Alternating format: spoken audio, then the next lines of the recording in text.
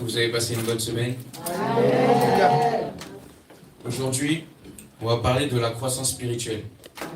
On va voir 3 points importants pour la croissance spirituelle. Donc, dans le mot croissance spirituelle, on entend croissance. Tout le monde sait ce que c'est la croissance? Qui ne sait pas ce que c'est? Tout le monde sait? La croissance, c'est le fait de grandir. On passe d'un point à un autre élevé. Alléluia. Spirituel. Donc on sait qu'il y a des choses physiques. On a la vie physique, mais on a aussi la vie spirituelle. Nous les chrétiens, avant d'avoir connu Jésus, on était morts spirituellement. Parce que sans Jésus, on n'a pas la vie. C'est Jésus qui donne la vie. Amen. Mais quand on a rencontré le Seigneur Jésus, quand on l'a accepté comme Seigneur et Sauveur, il nous a donné la vie spirituelle. On est vivant spirituellement. Mais au début, on est souvent faible. On est un peu comme un bébé spirituel. Comme quand un bébé est né, au début, il est faible, il est petit. Mais il ne peut pas rester à ce niveau-là tout le temps. Alléluia. Amen. Donc il faut qu'il cherche à grandir, il faut qu'il puisse grandir. Amen. Donc ta vie spirituelle, elle doit grandir. Amen. Alléluia. Amen. Quand on te voit en tant que chrétien maintenant, par exemple, si on vient un an plus tard, on doit voir une amélioration en toi. On doit dire, ah le frère, je sens qu'il est proche de Dieu, je sens une amélioration. On doit sentir quelque chose, on doit voir quelque chose. Amen. Et même si on a un bon niveau spirituel, même si on parle à Dieu directement, Dieu nous parle, on l'entend, quel que soit le niveau qu'on a, et quel que soit l'âge, qu'on soit petit ou grand, eh ben, on ne sera jamais au niveau maximum. On pourra toujours progresser, on pourra toujours grandir. Il faut toujours chercher à grandir. On ne peut pas se contenter de rester au même stade. Alléluia. Donc le premier point de la croissance spirituelle, c'est la prière. Prier chaque jour. La prière, c'est parler à Dieu, tout le monde le sait. Quand tu pries, déjà il faut être concentré. Tu ne peux pas prier et penser à autre chose. Sinon c'est que tu ne parles pas à Dieu. Alléluia. On va prendre 1 Thessaloniciens 5, verset 17.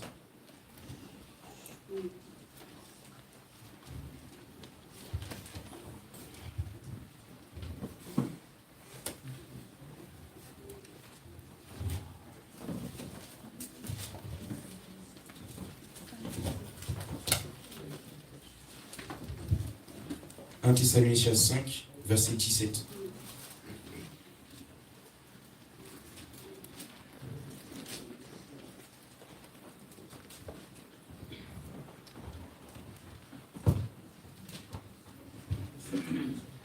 Verset 17. 1 Thessaloniciens, chapitre 5, verset 17. Je lis la parole du Seigneur avec respect. Amen. Soyez toujours joyeux, priez sans cesse, rendez grâce en toutes choses, car telle est la volonté de Dieu en Jésus-Christ à votre égard. Amen. Amen. Dieu nous demande de prier sans cesse. Alléluia. Amen. Donc c'est comme un commandement, c'est un commandement. Si tu pries, si tu ne pries pas plutôt, c'est que tu désobéis à Dieu. Donc il faut prier tous les jours. Il faut prier sans cesse, il ne faut pas s'arrêter. Quand tu pries, tu te rapproches de Dieu. C'est pour ça que le diable ne veut pas que tu pries. Mais Dieu veut que tu pries pour pas que le diable t'atteigne. On va prendre Luc 18, verset 1. Tu ne peux pas te dire chrétien si tu ne pries pas, c'est impossible.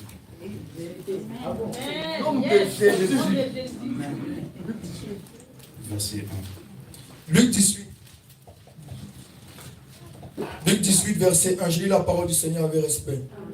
Jésus leur dit aussi cette parabole pour montrer qu'il faut prier toujours en ne point se relâcher. Il y avait dans une ville un juge. C'est bon, c'est bon. Amen. Amen. Jésus veut nous montrer qu'il faut prier tout le temps. Donc ça veut dire qu'il faut prier tout le temps. Donc il faut prier tout le temps.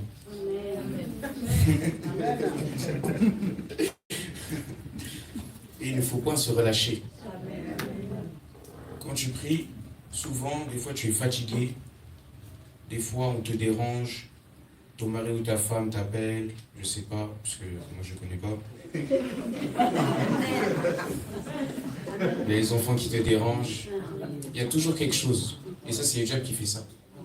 Parce que comme j'ai dit tout à l'heure, il sait que si tu pries, tu vas te rapprocher de Dieu. Et Jésus te dit de ne pas te relâcher. Si tu pries, si tu veux prier, il faut absolument que tu pries. Il ne faut pas que tu fasses autre chose après.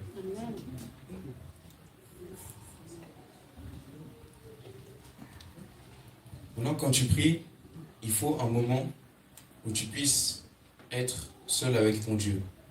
Matthieu 6, verset 6.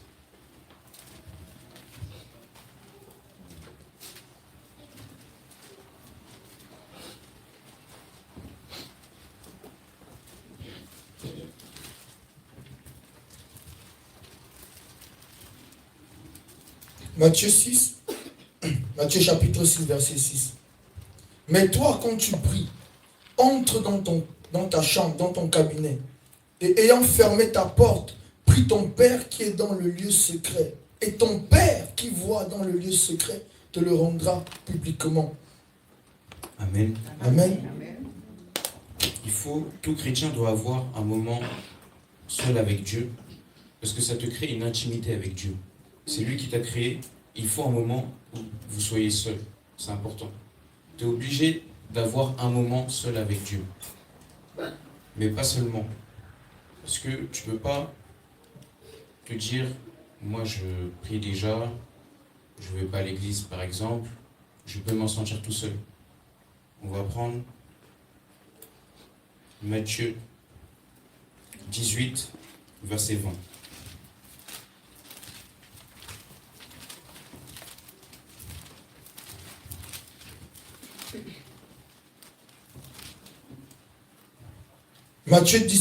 Matthieu chapitre 18, verset 20.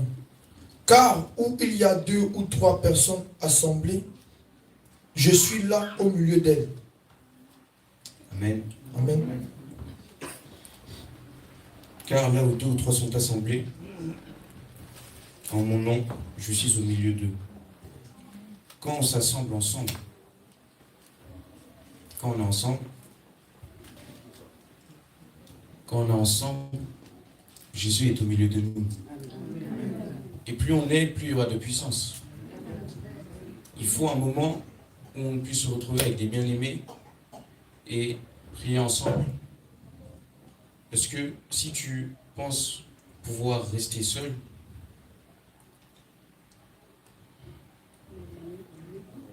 bah,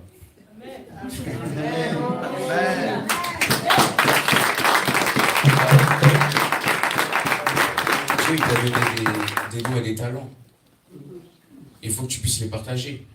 On a tous chacun des dons. On n'a pas tous les dons.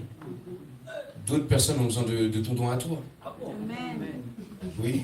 C'est pour ça qu'il faut un moment où tu puisses te retrouver avec tes frères et sœurs. Il faut aussi un moment en famille. C'est très important. Un moment en famille, parce que déjà dans ta famille, il faut que ça soit droit, il faut que vous soyez puissant. Avant déjà de venir à l'église, il faut que déjà dans ta famille, tout soit bien. Quand tu dors, que ce soit Jésus qui soit là, et pas les démons.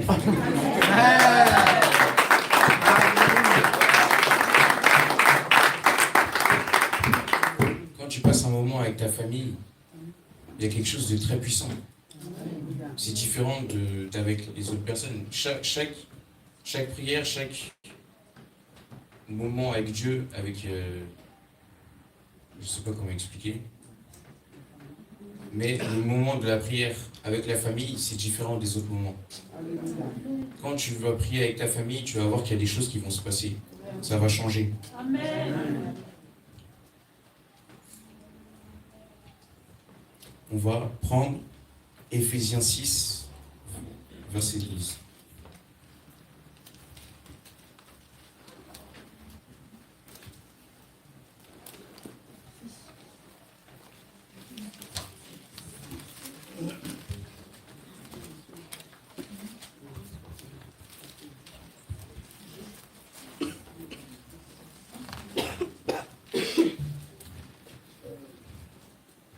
Éphésiens chapitre 6, verset 12. Je lis la parole du Seigneur avec respect. Éphésiens 6, 12. Verset 12, oui, c'est ça. Car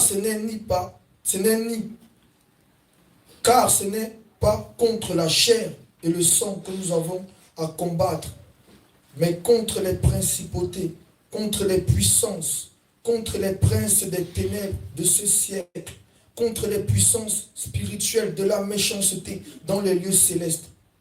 Amen. Amen. Bien-aimé, comment tu vas combattre? Je vous pose une question, comment vous allez combattre? Avec une épée? Personne ne sait? Voilà, avec la parole de Dieu, oui, mais aussi avec la prière. Quand tu pries, tu peux combattre les esprits aussi. Donc c'est pour ça qu'il faut prier.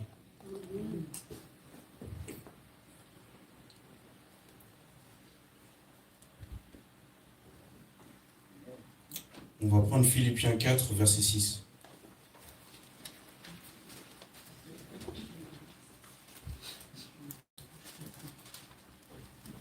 Philippiens chapitre 4, verset 6.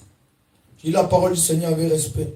Ne vous inquiétez pas, ne vous inquiétez de rien, mais en toute occasion, exposez vos demandes devant Dieu par des prières et des supplications avec action de grâce. Amen. Amen. Ne vous inquiétez de rien. En toute chose, faites connaître vos besoins à Dieu. En toute chose, quelle que soit la situation. Si, je ne sais pas, ton prof ou ton patron, il ne t'aime pas. À chaque fois, il est méchant avec toi. Va voir ton Dieu. Va prier. Va consulter ton Dieu. Il est toujours là pour toi. En toute situation, il est là. Tu peux tout lui dire. Si je prends un autre exemple, si ta voiture elle tombe en panne, si tu ne manges pas tous les jours à ta faim, demande à Dieu. Chaque situation, chaque chose, demande à ton Dieu. Il sera là pour toi. Lui,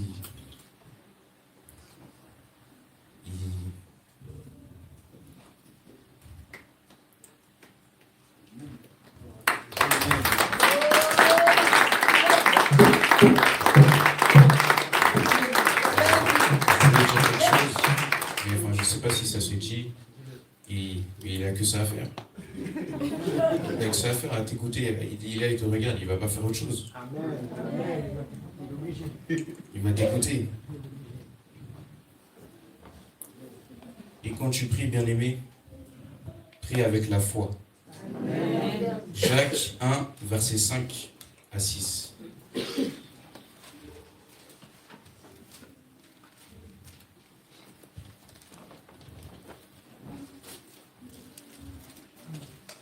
Jacques 1, verset 5 à 6.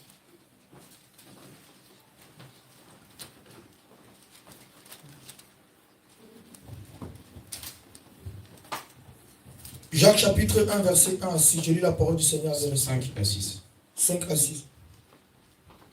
Et si quelqu'un de vous manque de sagesse, qu'il la demande à Dieu, qui donne à tous libéralement, sans reproche, et elle lui sera donnée. Mais qu'il demande avec foi, sans douter, car celui qui doute est semblable au flot de la mer qui est agité par le vent et ballotté ça et là. Amen. Amen. Amen. Donc on comprend dans ce verset que si tu pries sans la foi, ça ne sert à rien. Tu ne peux pas prier et ne pas croire. Sinon ça ne va pas marcher. Même si quelqu'un d'autre prie pour toi, si tu es malade, toi qui es malade, si tu ne crois pas à sa prière, ça ne va pas marcher.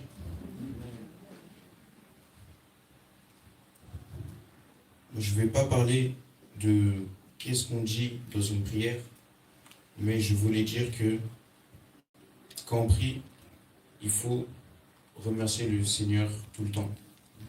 Chaque situation, il faut remercier le Seigneur.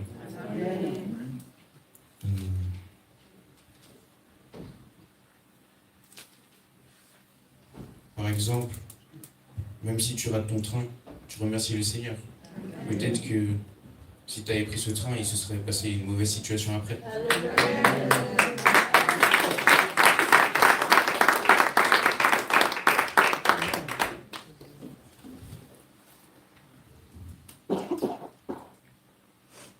Voilà pour la prière. Amen.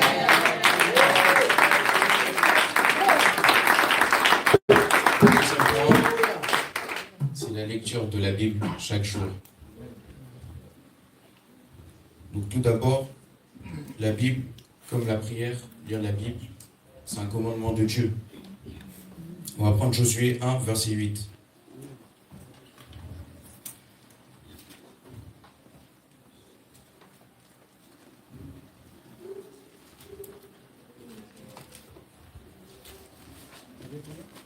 Josué 1, verset 8.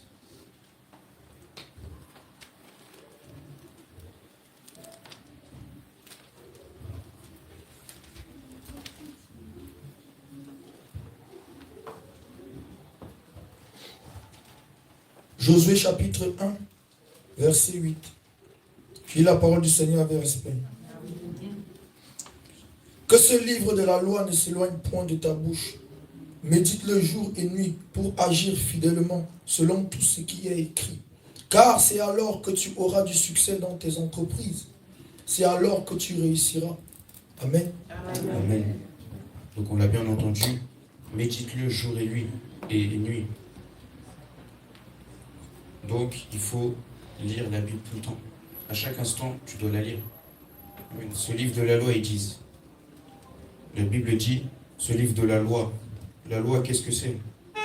La loi, c'est les règles, c'est les commandements. Et il faut les respecter. Toutes ces règles qui sont dans la Bible. Si tu ne la lis pas, comment tu vas faire pour les connaître? Si tu ne viens pas à l'église, comment tu vas faire pour les connaître? C'est pour ça qu'il faut lire la Bible. Parce que si tu meurs avec un péché et tu dis que tu ne savais pas, ben c'est parce que tu n'as pas lu la Bible, tu ne savais pas. Cette connaissance. La Bible, elle nous dit, dans Osée 4, verset 6, est-ce qu'on peut prendre Osée 4, verset 6?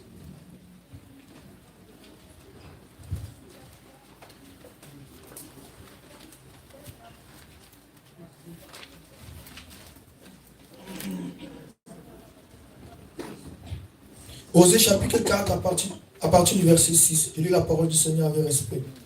Mon peuple est détruit faute de connaissance. Puisque toi tu as rejeté la connaissance, je te rejetterai, afin que tu t'exerces plus devant le sacerdoce. Puisque tu as oublié la loi de ton Dieu, moi aussi j'oublierai tes enfants. Alléluia. Amen. Amen. Mon peuple périt par manque de connaissance. Cette connaissance, tu peux la trouver dans la parole. Donc il faut lire la Bible. Puisque tu as rejeté la connaissance, je te rejetterai. L'exemple de tout à l'heure, tu es devant Dieu et tu dis que tu ne savais pas. Tu aurais pu lire la Bible. Tu aurais pu lire la connaissance. Tu aurais pu aller chercher cette connaissance, mais tu l'as rejetée. Donc Dieu aussi va te rejeter. Donc il faut toujours lire la Bible.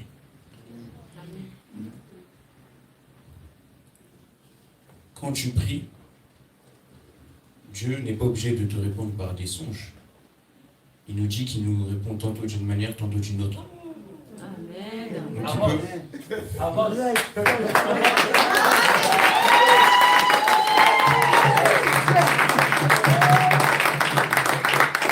Donc il peut répondre dans un verset, dans la parole.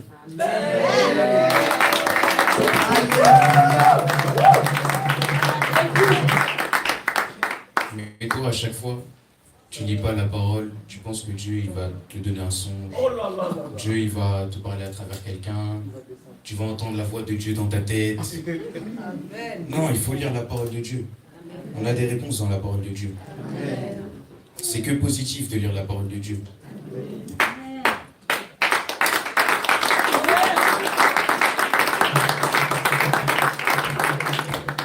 Matthieu 4, verset 4.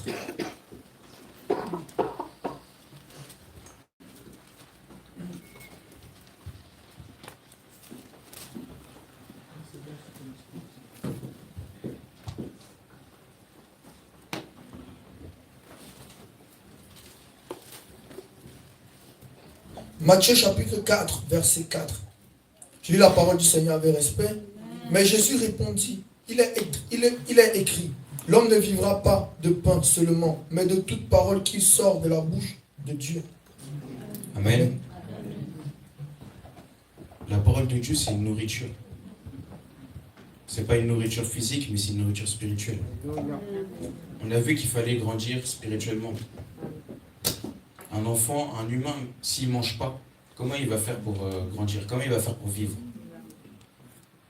Donc, tu as besoin de prendre cette parole, de lire cette parole pour pouvoir te nourrir. Sinon, tu vas mourir. Sinon, tu vas t'éloigner de Dieu. Sinon, tu vas rétrécir.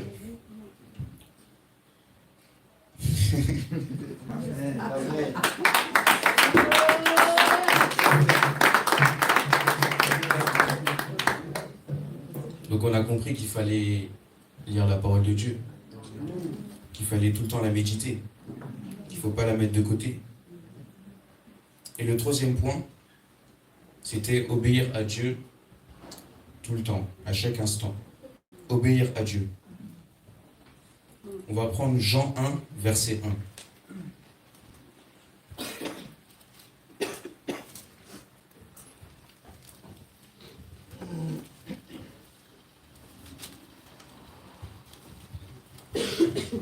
Jean chapitre 1, verset 1. Je lis la parole du Seigneur avec respect. Au commencement était la parole. La parole était avec Dieu et la parole était Dieu. Amen. La parole était Dieu. Donc la parole c'est Dieu. Amen. Obéir à Dieu. Obéir à la parole. Donc tous les commandements qui sont dans la parole, il faut les appliquer. Il faut les écouter. Jean 14, verset 21.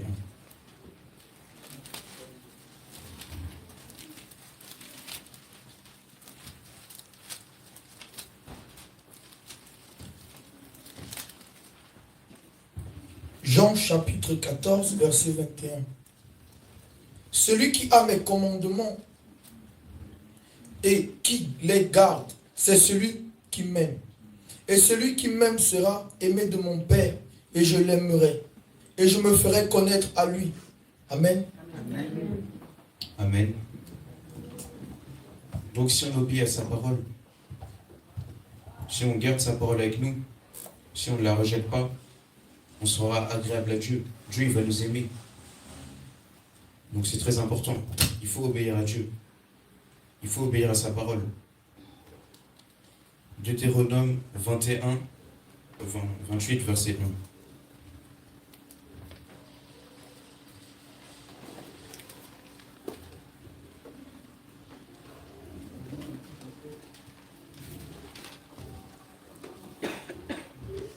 Deutéronome chapitre 28, verset 1. Je lis la parole du Seigneur avec respect.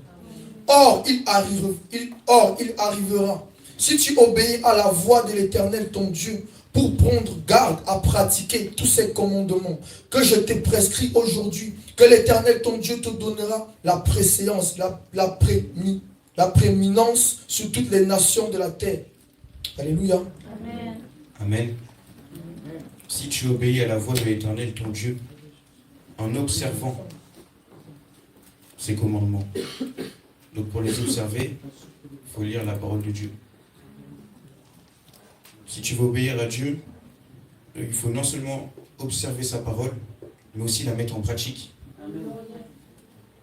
Donc, il faut respecter encore la parole de Dieu. Si tu veux obéir à Dieu, respecte la parole de Dieu. Alléluia. Amen.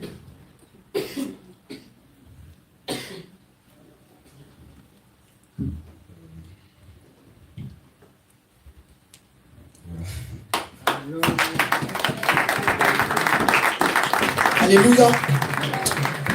Ah, Jésus. Bon, vous avez vu. Before, after. Comme on dit souvent, avant, après, vous avez vu. Le Saint-Esprit lui-même est inspiré. Non, est-ce que vous avez même compris le message?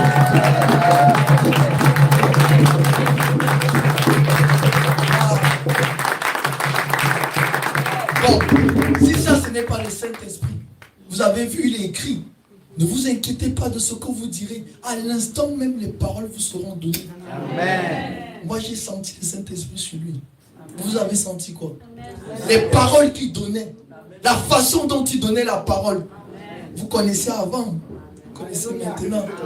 Vous-même, vous êtes là.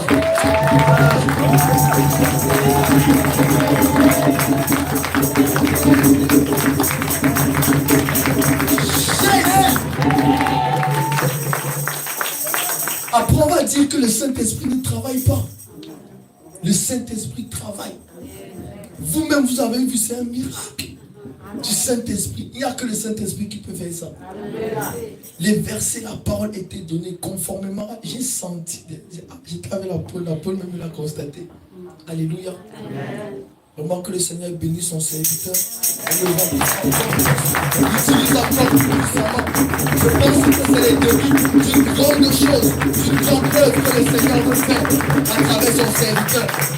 Alléluia. Nous allons prier. Il a donné des points importants. Lire la parole de Dieu, prier sans cesse et obéir. Si tu sais que tu ne lis pas régulièrement la parole de Dieu, tu dois prier.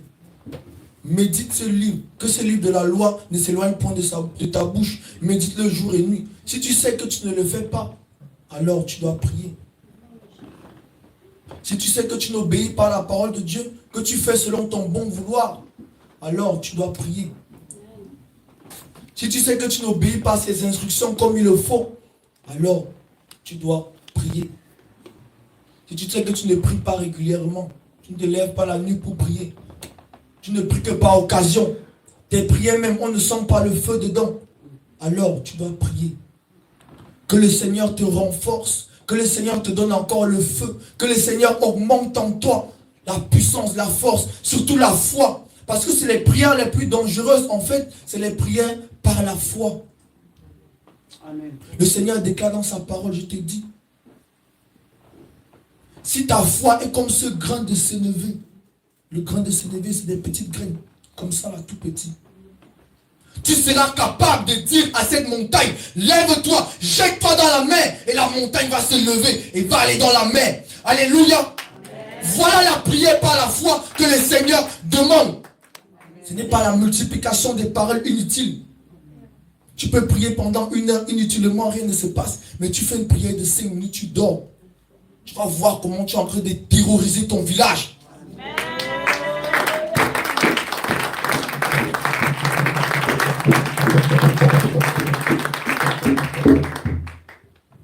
Alors tu vas prier pour que le Seigneur nous accorde ce niveau de prière. Parce qu'en vérité, c'est un niveau spirituel. C'est un niveau de prière. C'est une onction de prière particulière. Il faut que tu demandes à Dieu l'onction de cette prière aujourd'hui. C'est toi qui dois demander par ta prière. Quand nous allons commencer à prier, il faut que tu demandes à Dieu, je veux cette onction de prière. Alléluia. Amen. Tu dois le demander à ton Seigneur. Alléluia. L'obéissance, on va encore prier.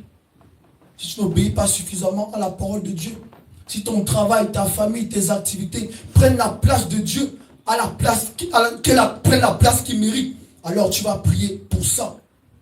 Pour que tu puisses lui obéir. Quand il te parle, vous savez, le Seigneur nous parle, comme le serviteur a dit, tout le temps, tout le temps, tout le temps. Par la parole de Dieu, par les songes, par les rêves, par des personnes, par des événements, par des circonstances.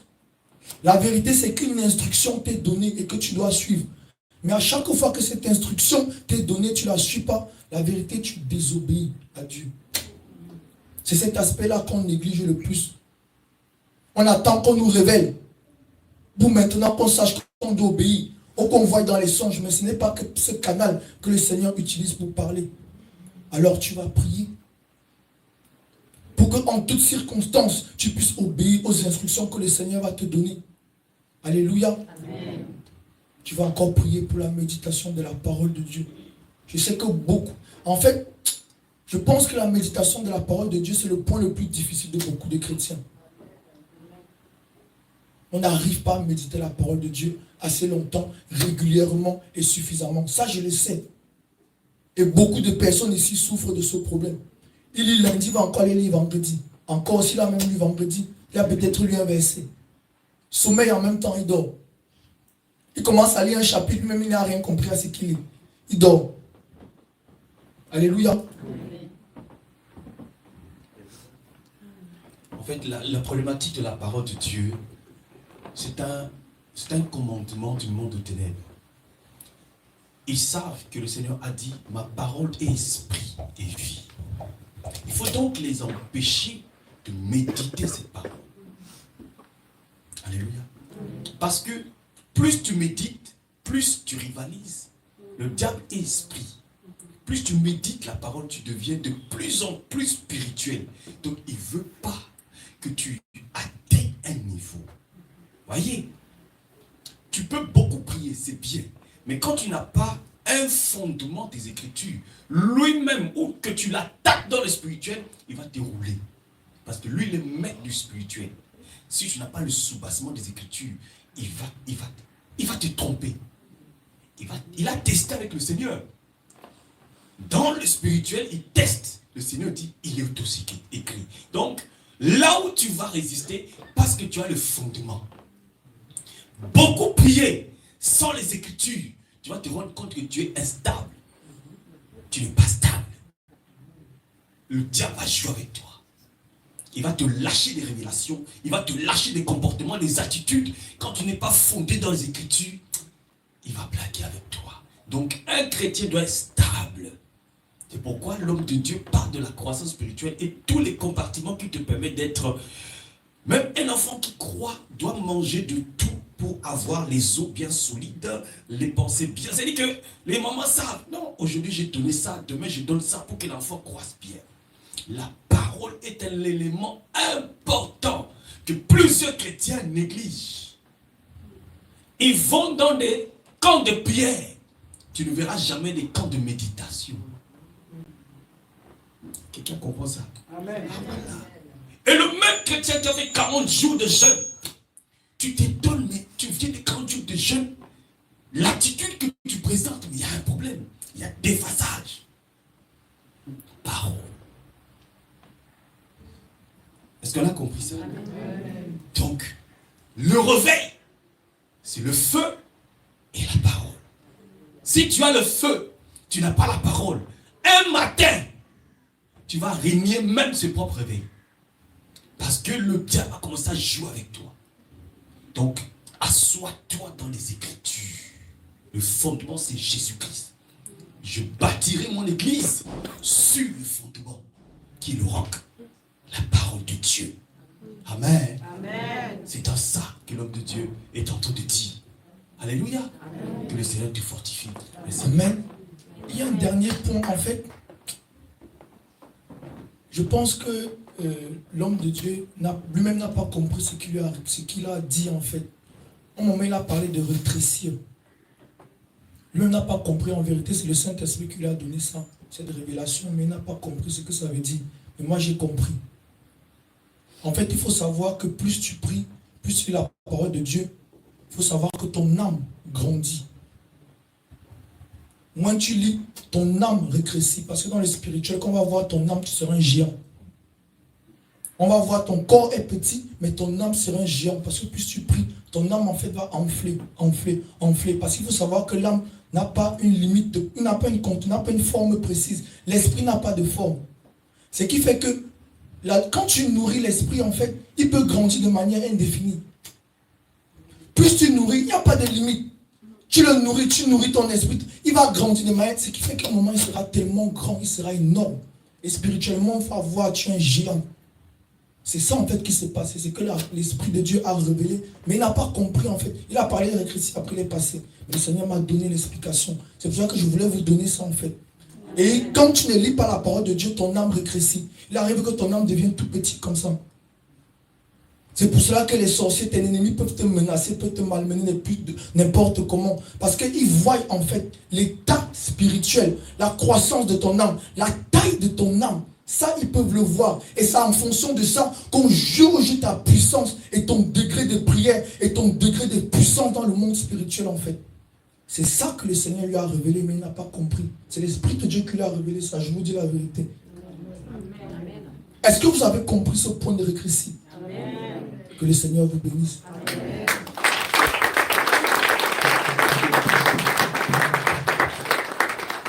Nous allons prier. Tu vas mettre tes mains en signe de recevoir. Tu vas dire, Seigneur Jésus, j'ai écouté ta parole. Oh Dieu, j'ai écouté tes commandements. Aujourd'hui, je veux croître spirituellement. Seigneur Jésus, je ne veux plus rester au même niveau. Oh Dieu, fais-moi croître spirituellement. Seigneur Jésus, tu déclares dans ta parole, invoquez-moi au moment de la détresse et je répondrai. Seigneur Jésus-Christ, je t'invoque maintenant. Je t'invoque maintenant. Je t'invoque maintenant. Je t'invoque maintenant. Je t'invoque maintenant. Oh Dieu, réponds-moi. Du haut de ton trône. Réponds-moi. Saint-Esprit de Dieu, descends dans ce lieu. Descends dans ce lieu. Descends dans ce lieu. Saint-Esprit de Dieu, remplis-moi. Remplis-moi. Remplis-moi. Remplis-moi. Remplis-moi. Remplis-moi. Remplis-moi. Remplis-moi. Remplis-moi. Remplis-moi. Seigneur Jésus. Remplis-moi. D'une onction de prière. Du don de la prière. Seigneur Jésus. Remplis-moi. Remplis-moi.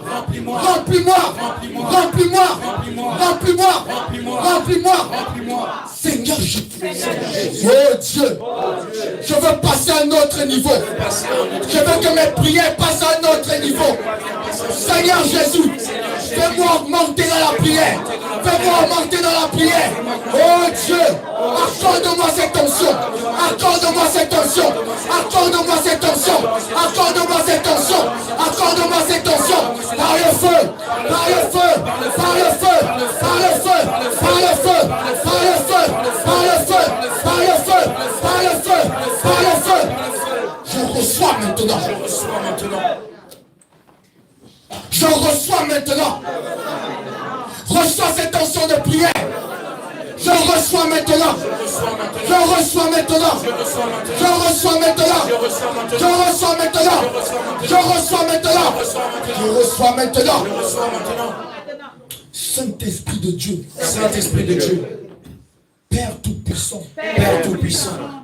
Fais descendre cette onction Fais descendre cette onction maintenant. sur ma fontanelle. Sur ma fontanelle.